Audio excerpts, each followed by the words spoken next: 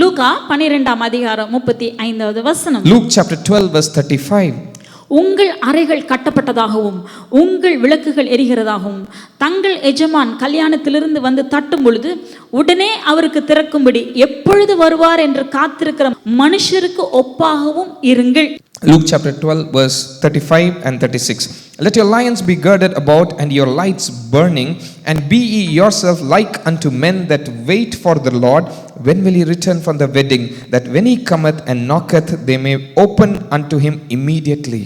ஆண்டவராகிய இயேசு கிறிஸ்து இந்த இடத்துல என்ன சொல்றார்? நீங்கள் இப்படியாக இருக்க வேண்டும். And what is Jesus saying? You have to be like this. உங்கள் அறைகள் கட்டப்பட்டதாகவும் உங்கள் விளக்குகள் எரிகிறதாகவும். Your lions be girded about and your lights burning. உங்களுடைய விளக்குகள் எரிந்து கொண்டிருக்க வேண்டும். Your lights have to be burning. உங்களுடைய விளக்குகள் பிரகாசித்துக் கொண்டிருக்க வேண்டும். Your lights have to be burning. ஏனெனில் நீங்கள் வெளிச்சத்தின் பிள்ளைகள். Because you are the children of light. அவர் உங்களுக்கு வெளிச்சத்தை தந்திருக்கிறார். He has given you light. அவர் நம்மை இருளின் அதிகாரத்திலிருந்து வெளிச்சத்துக்குள்ளாக நம்மை நடத்தி கொண்டு வந்து விட்டார். He has brought us from the power of darkness to the power of light. ஆகவே நாம் இருளின் பிள்ளைகளைப் போல இருக்க கூடாது. So we should not be like the children of darkness. இருளின் பிள்ளைகள் என்ன செய்வார்கள்? What would the children of darkness do? நாம் தெசலோனிக்கேயர் எழுதின நிருபத்திலே பார்த்தோம், அவர்கள் தூங்குவார்கள், வெறிக்கொள்வார்கள். And we saw in Thessalonica they would be sleeping. அவர்கள் தங்கள் மனம் போனதான, தங்களுடைய மனது விரும்புகிறதான, தங்களுடைய இச்சையை நிறைவேற்றக்கூடியதான காரியங்களை செய்வார்கள். அவர்கள் இருளின் பிள்ளைகள். And the children of darkness would do as their mind says, and they will fulfill all their lusts. ஆனால் வெளிச்சத்தின் பிள்ளைகள் எப்படி இருக்க வேண்டும்? But how should the children of light be?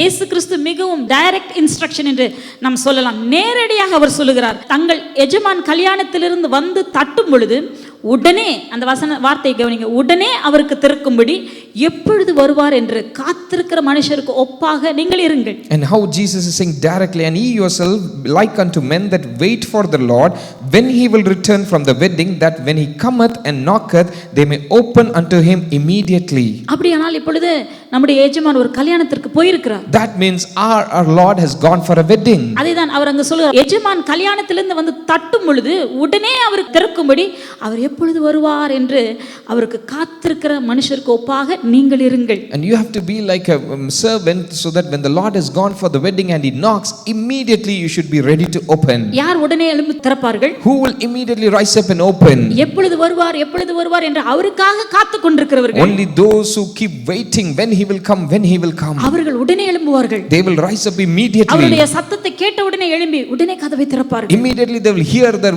sound and they will open the door. அந்த அளவுக்கு ஜாக்கிரதையாக இருங்கள். And be careful like that. இப்படிப்பட்ட மனுஷரை போல நீங்கள் இருங்கள் என்று சொல்கிறார். And Jesus is saying, be like this man. தூங்குகிறவர்களா இருக்காதீர்கள். Don't be sleeping. ஆவியிலே நம் தூக்கத்துக்கு நாம் இடம் கொடுக்க கூடாது. We should not give place for slumber in our spirit. ஆவியிலே ஒரு உறக்கத்துக்கு நாம் இடம் கொடுக்க கூடாது. We should not give place for slumber in the spirit. அப்படிப்பட்டவர்களாக நாம் இருக்க வேண்டும். We have to be like this.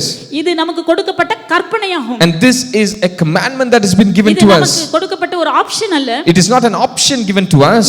இப்படி தான் நாம் இருக்க வேண்டும். We have to live like this. இப்படி நாம் இல்லாவிட்டால் நாம் இப்படியாக மாறிக்கொள்ள வேண்டும். If you are not like this, change yourself like this. அதற்கு ஆவியானவர் நமக்கு உதவி செய்ய ஆயத்தமாக இருக்கிறார். And for this, Holy Spirit is ready to help us. 37வது வசனம், எஜமான் வரும் பொழுது விழித்திருக்கிறவர்களாய் காணப்படுகிற ஊழியக்காரரே பாக்கியவான்கள். And verse 37, blessed are those servants whom the Lord when he cometh shall find watching. அவர் அறையை கட்டிக்கொண்டு அவர்களை பந்தியிருக்க செய்து சமீபமாய் வந்து அவர்களுக்கு ஊழியம் செய்வார் என்று மெய்யாகவே உங்களுக்கு சொல்கிறேன். Verily I say unto you that he shall gird himself and make them to sit down to meat, and will come forth and serve them. அது எதை குறிக்கிறது? ஒரு கனத்தை குறிக்கிறது. And what does that show? It shows an honor.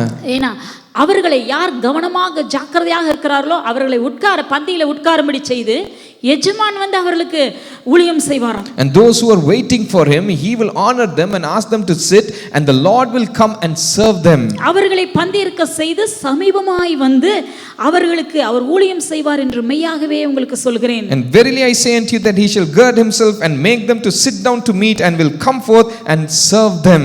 அவர் இரண்டாம் ஜாமத்திலாவது மூன்றாம் ஜாமத்திலாவது வந்து அவர்கள் அப்படியே இருக்க கண்டால் ஊழியக்காரர் பாக்கியவான்கள். If he shall come in the second watch or come in the third watch and find them so, blessed are those servants. ஆகவே இந்த இரண்டாவதாக தேவன் நம்மிடத்தில் எதிர்பார்க்கும் காரியம் என்ன? And secondly, what does God expect from us? நாம் வெளிச்சத்தின் பிள்ளைகளாக இருக்கிற நாம் இந்த பூமியிலே இந்த கடைசி நாட்களில் வாழ்கிற நாம் எப்படி இருக்க வேண்டும்? And we who are the children of light living in these last days, how should we live?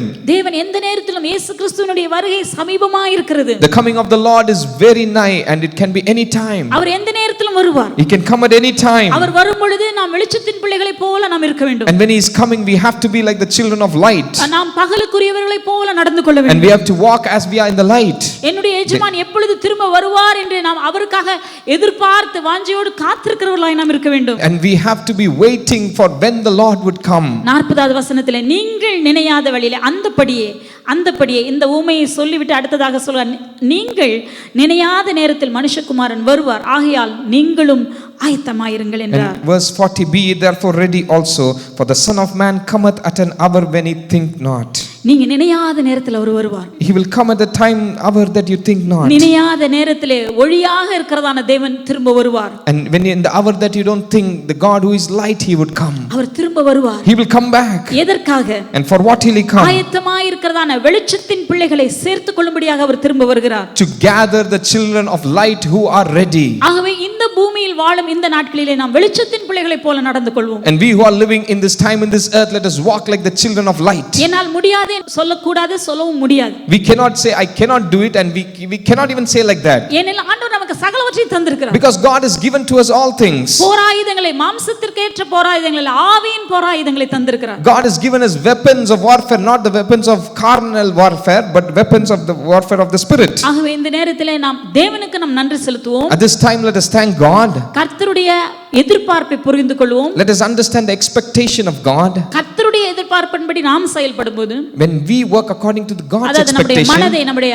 ஆவியை நம்ம ஆண்டவரே நான் இப்படியாக நான் இருப்பேன் என்று சொல்லி கர்த்தருக்கு நம்மை அர்ப்பணிக்கும்போது, and when we commit ourselves in our spirit and mind saying I live like this, கர்த்தர் நம்முடைய வாழ்க்கையில் அதிக கிருபையை தருகிறார். God will grant much grace to அவர்கள் us. பாக்கியவான்கள். They are blessed. காத்துக் கொண்டிருக்கிறவர்கள் பாக்கியவான்கள். Those are waiting, they are blessed. தேவன் இன்னும் அதிக கிருபையை நமக்கு தருகிறார். And God will give you more grace. நம்மை ஜெயம் பெறுகிறவர்களாய் நம்மை மாற்ற, He will make you an overcomer. நாம் எந்த விதத்திலும் குறைவில்லாதவர்களாய் இந்த உலகத்திலே பரிபூர்ணமுடையவர்களாய் வாழும்படிக்கு தேவன் தன்னுடைய சம்பூர்ண கிருபையை நம்முடைய வாழ்க்கையிலே அவர் தருகிறார். God will bless abundantly with his grace, that you have abundance in all things without any lack. சம்பூர்ணமான கிருபையை அவர் நமக்கு வாழ்க்கையில தருகிறதனால நாம் எந்த வாழ்க்கையின் பாகத்திலும் குறைவில்லாதவர்களாய் நாம் இருப்போம். When he gives his abundant grace, you will not have lack in any area of your life. ஆகவே இன்றைக்கு நாம் கற்றுக்கொண்டதான இந்த உண்மையை நாம் மறந்துவிடக் கூடாது. We should never forget the truth that we learned today. நாம் வெளிச்சத்தின் பிள்ளைகள். We are the children of light.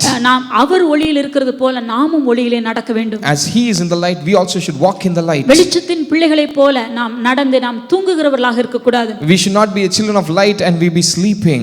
தேவனுடைய ஆவியின் வசனமாகிய பட்டயத்தை தேவன் நமக்கு தந்திருக்கிறார். God has given us the sword of the spirit, which is the word of God. உங்களுடைய வாழ்க்கையில் வருகிறதான ஒவ்வொரு காரியங்களையும், ஒவ்வொரு சோதனைகள், ஒவ்வொரு போராட்டங்களையும் மேற்கொள்வதற்கு அந்த ஆவியின் வசனமாகிய பட்டயத்தை திரும்பவுமாக பயன்படுத்துங்கள். For every temptation that is coming into your life, again and again use the word of God, which is the sword of the spirit. அப்பொழுது நாம் வெற்றி உள்ளவர்களாக இருக்க முடியும். Then we can be victorious. சத்ருவானன் எப்படி இயேசுவை விட்டு சில காலம் பிரிந்திருந்தானோ அதே போல உங்களுடைய வாழ்க்கையிலும் சத்ருவானன் உள்ள நுழைய முடியாதபடிக்கு அவன் வெட்கப்பட்டு ஓடி விடுவான். And as the enemy was not able to enter Jesus' life for a season, he will also be ashamed and not come in near your life. தொடர்ந்து வெற்றி உள்ளவர்களாகவே இருக்கும்படியாக தேவ ஆவியானவர் உங்களை பலப்படுத்துவார். And the Holy Spirit will strengthen you that you will continue to live a victorious life. அடுத்ததாக வெளிச்சத்தின் பிள்ளைகளாகிய நாம் எஜமான் எப்பொழுது வருவார் என்று அவருடைய வருகைக்காக நாம் காத்து கொண்டிருக்க வேண்டும். And next, the children of light, we have to keep waiting when the Lord will turn back. அவர் வருகைக்காக நாம் ஆயத்தமாக, நீங்களும் ஆயத்தமாயிருங்கள். And you also be ready for his coming. சீஷர்களுக்கு சொன்னார்.